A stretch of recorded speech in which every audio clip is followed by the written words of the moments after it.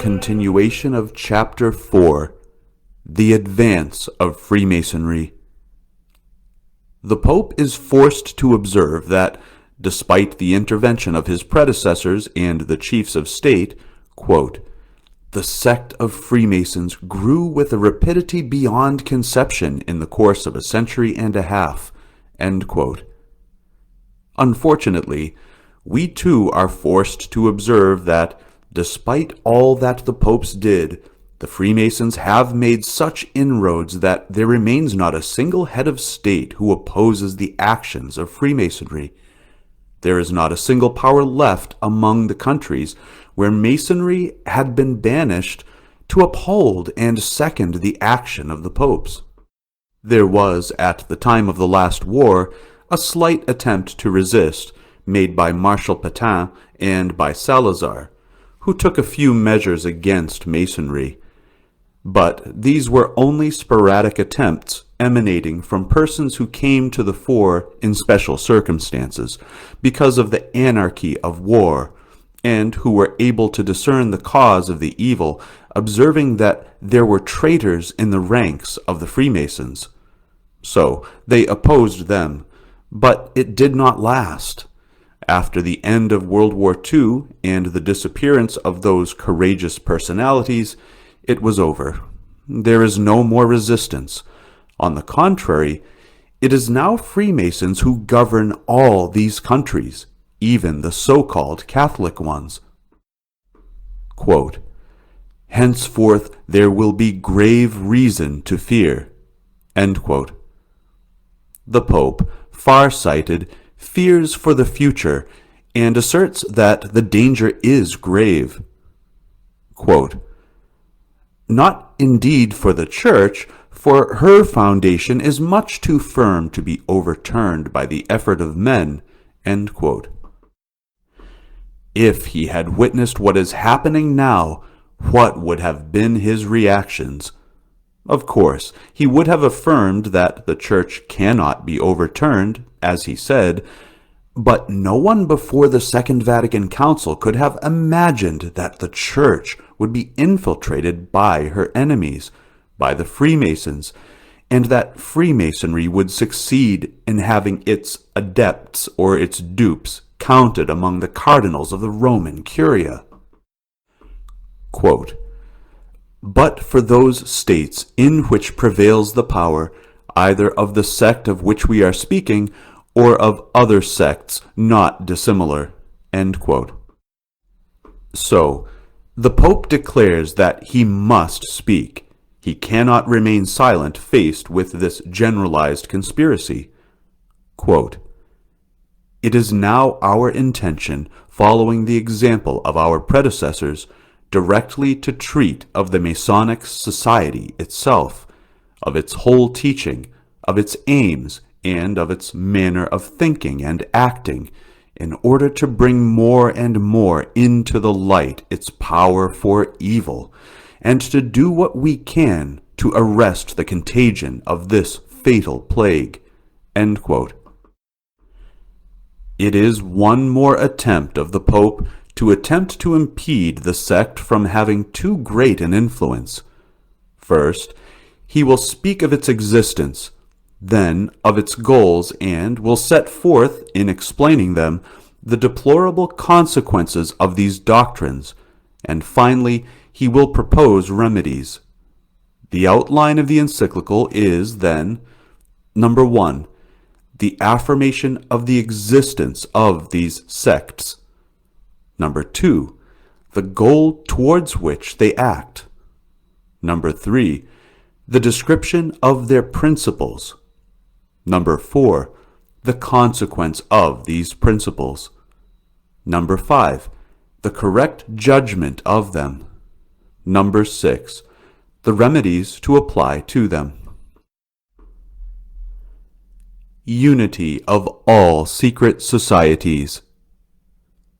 Quote, "There are several organized bodies which, though differing in name, in ceremonial, in form and origin, are nevertheless so bound together by community of purpose and by the similarity of their main opinions, as to make in fact one thing with the sect of the Freemasons, which is a kind of center whence they all go forth and whither they all return. Now, these no longer show a desire to remain concealed, for they hold their meetings in the daylight and before the public eye, and publish their own newspaper organs, and yet, when thoroughly understood, they are found still to retain the nature and the habits of secret societies.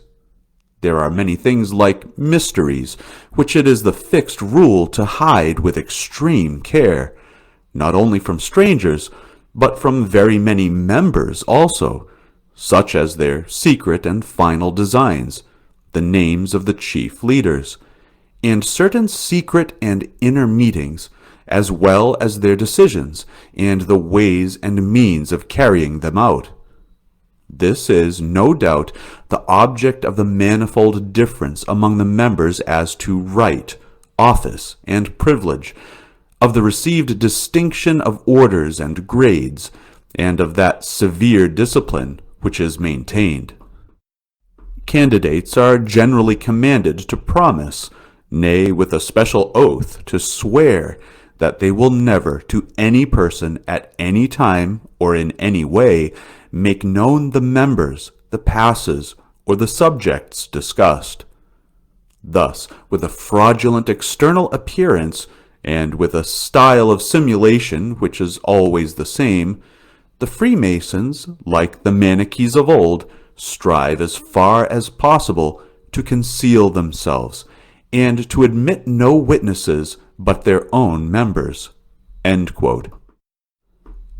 The Pope, observing that these societies exist, points out that they try to appear to be other than what they are. Quote, "They assume the character of literary men and scholars associated for the purposes of learning. They speak of their zeal for a more cultured refinement, and of their love for the poor, and they declare their one wish to be the amelioration of the conditions of the masses, and to share with the largest possible number all the benefits of civic life.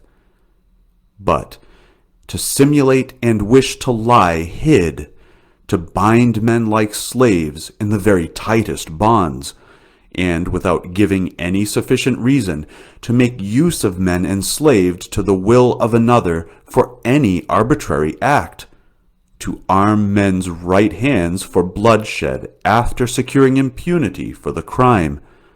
All this is an enormity from which nature recoils."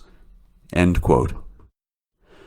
The Pope stresses the secretiveness with which these societies cloak themselves, and denounces the crimes they commit, whose bad fruits make them appear as they are. The fundamental pact of Masonry. Then, in a profoundly perspicacious sentence, which must be kept in mind, the Pope categorically states the goal the Freemasons have set themselves. Quote, "Their ultimate purpose forces itself into view, namely, the utter overthrow of that whole religious and political order of the world which the Christian teaching has produced, and the substitution of a new state of things in accordance with their ideas, of which the foundations and laws shall be drawn from mere naturalism." End quote. To completely change the foundations of our society, this is what the Masons undertook and, unfortunately, what they have achieved with diabolical skill. This change of mindset, of thinking, of worldview was inculcated by them little by little through the schools and all the levels of instruction which they seized hold of, by a sinister subversion such that people were unaware, and drank in the poison little by little over the years. The result is that their mental framework has been unwittingly changed. In the same way, the changes and reforms that were effected during and after Vatican Council II, and which were inspired by a modernism and false ecumenism that take their origin from Masonic doctrine, are infectious reforms. I cease not to repeat, these reforms are vitiated because they no longer contain the Catholic spirit. They exude another spirit. Those who accustom themselves to live according to these reforms and to use them no longer have the Catholic spirit. They have lost the spirit of penance, of sacrifice, of renunciation. They no longer have the spirit nor the respect for the hierarchy or the authority of anyone. All this is manifest. One of the most beautiful things that the Liturgy of the Ages teaches is respect, because the respect of the sacred is respect for God. God present in the liturgy, God present in persons and things. This is what is meant by the sacred. The desacralization and the vulgarity encountered in the modern rites destroy respect. There is no more respect for the Blessed Sacrament, or for persons, or for the hierarchy. The flower of Christian courtesy is respect. Every Christian respects God, God present in persons, in things, God present in the reality of the sacraments. All the magnificent ceremonies that govern the liturgy are endowed with signs of respect for God by genuflections, inclinations, but also by the gestures of respect shown to the objects that are used in the course of our offices, the sacred vessels, for example, or by kissing of the stole by the priest before he puts it on, and so on. We must also respect our neighbor. We must respect one another. There is nothing more unpleasant than the widespread vulgarity by which men mutually treat each other without any signs of respect, and which would make of men a kind of herd without any sense of feeling.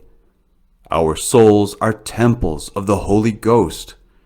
Thus, there is something eminently holy in us, in our persons, in our souls, that others should respect in us, as we must respect it in them.